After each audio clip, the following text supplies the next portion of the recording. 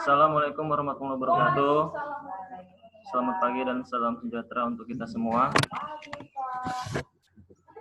Sebelum mulai kegiatan pembelajaran pada pagi hari ini, marilah kita berdoa menurut agama dan kepercayaan kita masing-masing. Doa dimulai.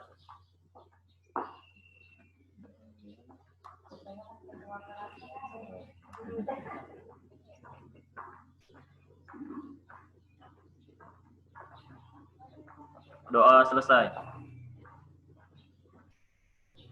Oke, sebelum kita masuk ke materi, kita dengarkan dulu. Kalian nyanyikan lagu Kebangsaan Indonesia Raya.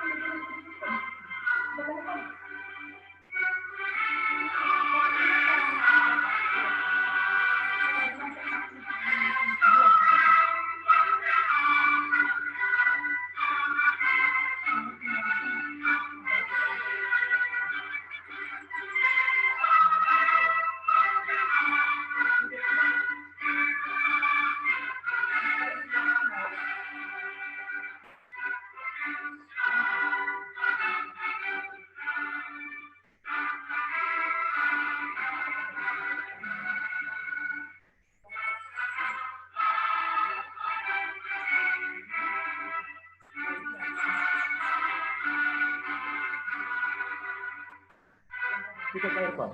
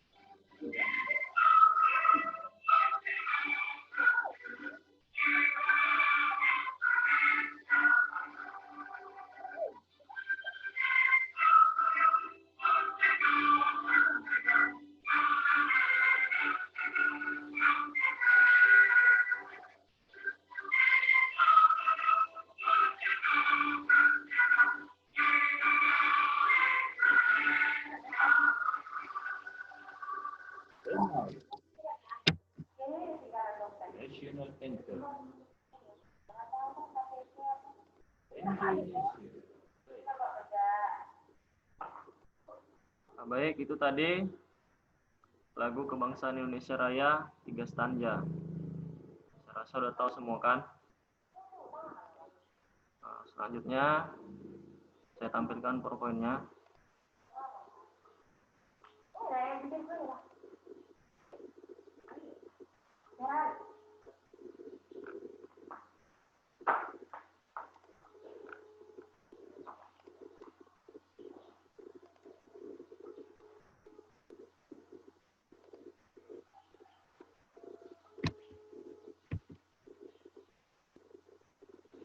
Oke, kita lanjutkan. Bisa dilihat semua kan?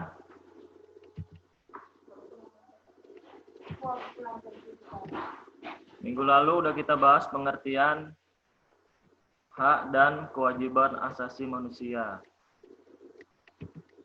Apa itu pengertian hak? Hak adalah segala sesuatu yang harus kita dapatkan, kita terima. Kemudian kewajiban, segala sesuatu yang harus kita laksanakan dengan penuh tanggung jawab.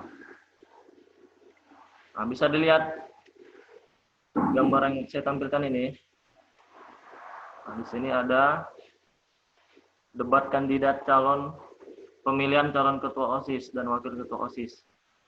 Jadi ini merupakan salah satu hak asasi manusia, kebebasan untuk menyampaikan pendapat, kebebasan untuk dipilih dan memilih dalam suatu pemilihan. Entah itu pemilihan ketua OSIS, atau dalam masyarakat pemilihan kepala desa, yang lebih luas lagi nanti pemilihan presiden, atau pemilihan gubernur, bupati. Nah, itu salah satu contoh kebebasan menyampaikan pendapat. Ini bisa dilihat gambarnya. Apakah hanya hak kebebasan mengemukakan pendapat yang melekat pada setiap individu? Bagaimanakah pelaksanaan asasi manusia di Indonesia saat ini? Nah, jadi, kebebasan mengemukakan pendapat melekat pada diri setiap individu, pada setiap orang, tanpa terkecuali. Semua punya hak untuk itu. Jadi tidak ada dibungkam. Jadi silakan aja kalian mengeluarkan pendapat kalian. Jangan takut. Kalau dulu zaman Orde Baru, iya, itu dilarang orang mengemukakan pendapat. Makanya ada Petrus. Apa Petrus? Penembak misterius. Kalau berani mengeluarkan pendapat, mengkritik pemerintah, maka siap-siap.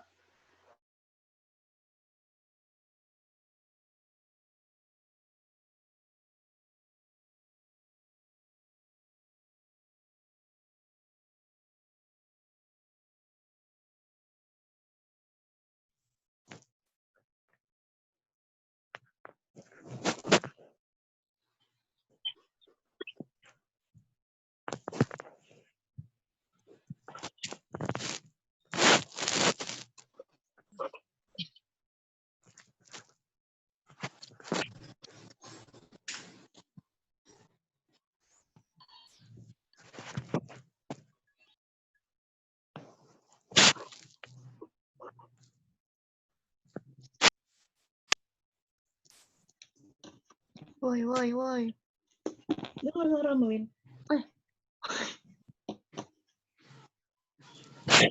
Bapak itu. Pak, nggak kedengaran.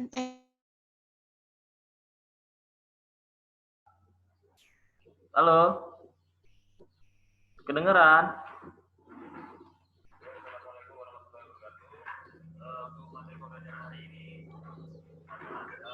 Dengeran, Pak. Tadi kedengeran yang saya sampaikan?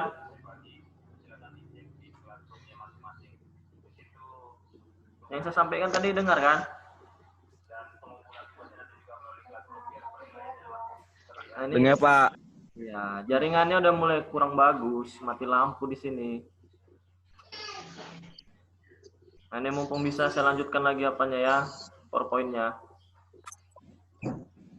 Pak. Suaranya sini. Nampak kan? Nampak? Astagfirullah. Windy, nampak Windy? Nampak, Pak. Nampak, Pak. Kenapa, Pak? Nah, ini salah satu contoh kebebasan menyampaikan pendapat. Ini gambar apa? Pemilihan debat kandidat calon ketua OSIS. Nah, ini debat kandidat ketua OSIS. Jadi semua orang bebas mengungkapkan pendapat. Bisa dilihat ini. Ini debat. Jadi debat itu boleh, nggak dilarang. Demo boleh nggak demo? Demonstrasi. Boleh tidak demonstrasi? Boleh. Boleh. Demonstrasi itu boleh, asalkan tidak anarkis. Dan harus memiliki izin dari kepolisian. Oke, kita lanjutkan.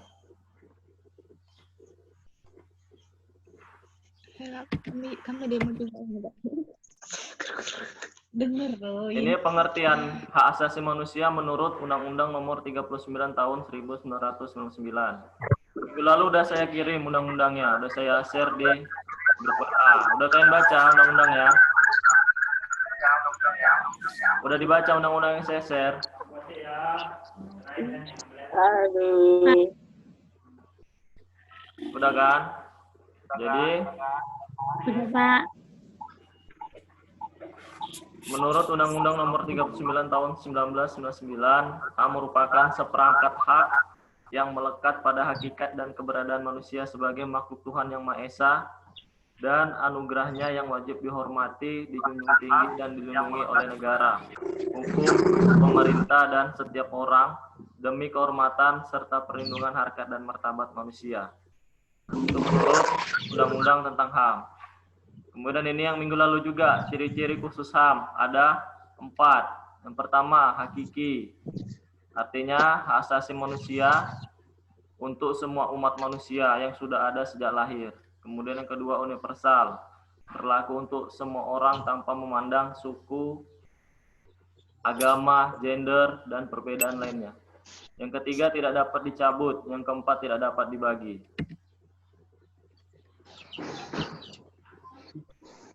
Banyak sekali. Kemudian HAM dalam dasar negara. Dasar negara kita, Pancasila.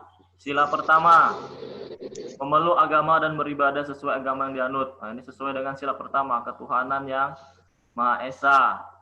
Artinya, setiap orang diberi kebebasan untuk memeluk agama dan beribadah sesuai agama yang dianut. Tidak ada paksaan di sini.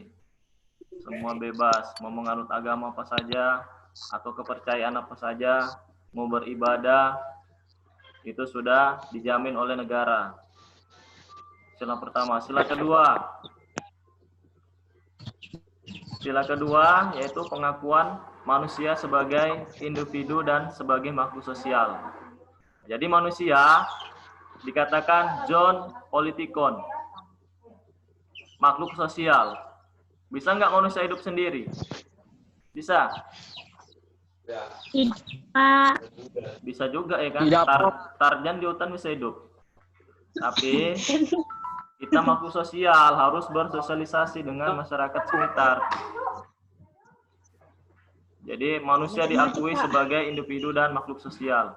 Kemudian sila ketiga.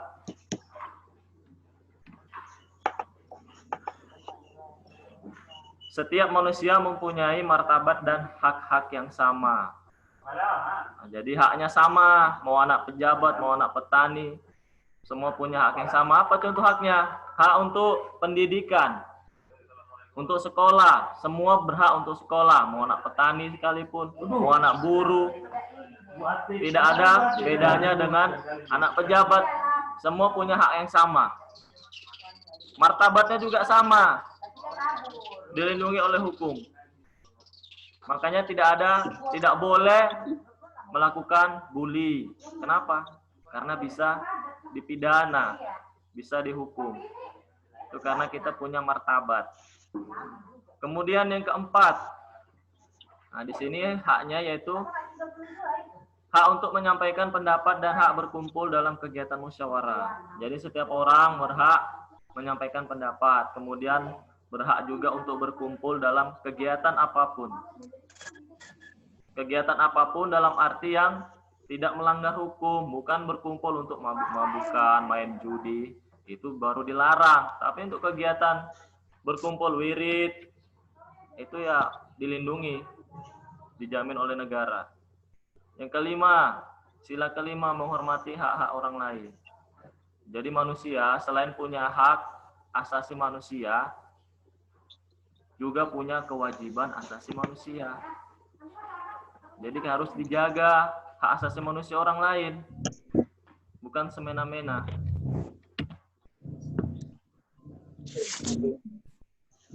Kemudian yang kedua, HAM dalam konstitusi negara. Nah, dalam Undang-Undang Dasar 1945 terdapat dalam bab berapa itu? Berapa itu? 10A. Nah, pasal 28A sampai 28J. Nanti dilihat di Undang-Undang Dasarnya. Oh. Kemudian dalam peraturan perundang-undangan. Nah, ini ya. Inilah dalam Undang-Undang Nomor 39 Tahun 1999 tentang hak asasi manusia. Di situ ada hak untuk hidup, hak berkeluarga dan melanjutkan keturunan, kemudian hak mengembangkan diri, hak memperoleh keadilan, sampai nanti hak anak. Di situ ada semua hak-haknya. Ya, aku kira mau tempatnya mana? Adanya jaminan hak asasi manusia dalam konstitusi membuktikan bahwa Indonesia merupakan negara hukum. Nah, jadi negara hukum semua diatur dalam undang-undang, ada aturannya, tidak bisa semena-mena. HAM juga diatur dalam undang-undang tentang HAM, ada jaminan.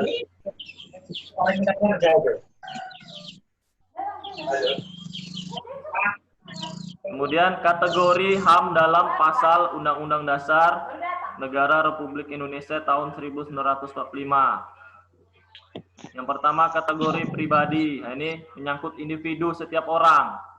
Kemudian hak politik, inilah untuk memilih dan dipilih dalam pemilihan umum. Kemudian hak ekonomi, hak mendapatkan pekerjaan, hak bebas untuk berjualan misalnya, berdagang. Kemudian dalam hukum, untuk mendapat perlakuan yang sama dalam hukum. Kemudian peradilan. Terakhir sosial budaya. Inilah masuk dalam kategori HAM yang diatur dalam konstitusi negara kita. Sama hilang. Ya, ya.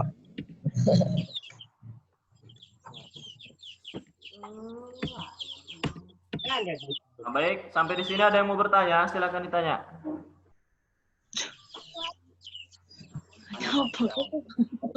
Dengar suara Bu. Sampai di sini ada yang mau ditanya, silakan ditanya. Suaranya nggak jelas, Pak. Pertanyaannya. Kurang jelas. Iya, jaringannya Ada kurang jaringan, bagus. Pak. Udah mati lampu kan? Tahu lah kok udah mati lampu. Hilang jaringannya. Putus-putus ngomongnya. Pak. Jadi kau kan. Itu dia kan aja lu ngomong-ngomong guru juga lagi. Dari apa? Dari itu. Ada lagi. Belajar apa nih? Saling tatap muka sama guru. Kemudian yang C, pelanggaran HAM di Indonesia. Penyebab pelanggaran HAM, yang pertama faktor internal. Yang kedua faktor eksternal. Faktor internal yaitu sikap egoisme. Kemudian tingkat kesadaran, kemudian sikap tidak toleran. Ini faktor internal. Internal artinya yang berasal dari dalam diri manusia. Internal, in, dalam. Kemudian yang kedua faktor eksternal.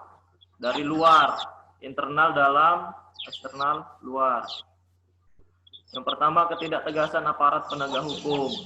Inilah kepolisian, kemudian jaksa, hakim. Kemudian yang kedua penyalahgunaan kekuasaan. Yang ketiga kesenjangan sosial dan ekonomi. Inilah faktor eksternalnya. Bisa dilihat kan?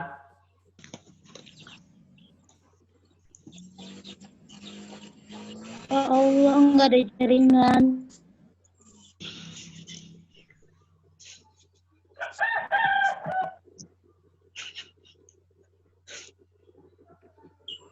Seseorang dengan kesadaran HAM yang tinggi akan mampu menghormati, menghargai, dan tidak semena-mena terhadap hak asasi orang lain, sehingga pelanggaran HAM akan terhindari. Nah, jadi di sini diperlukan adanya kesadaran HAM yang tinggi.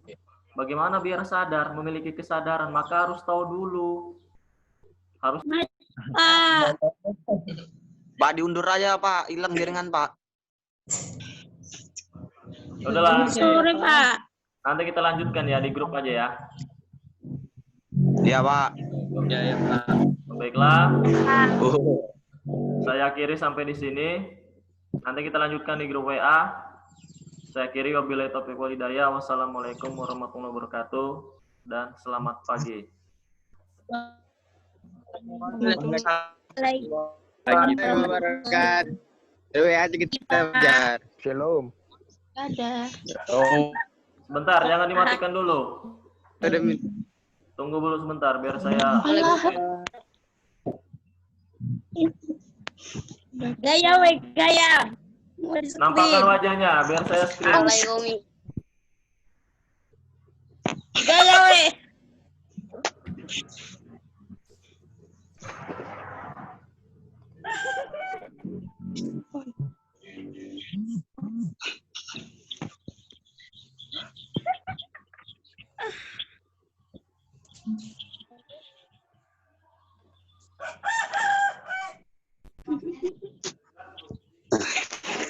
Ayam siapa itu bunyi? Sudah belum, Pak? Sudah apa belum ya? Udah mati sendiri.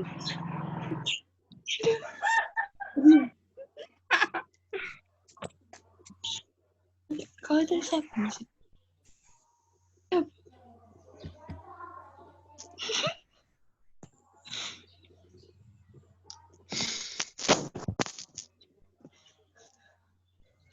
Bisa.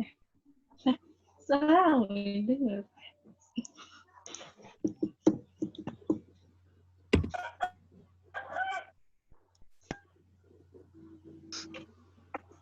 Kalau ada, boleh keluar dari grup, dari Zoom. Oke, Pak. Ya, ya. Saya akhiri. Waalaikumsalam. Assalamualaikum.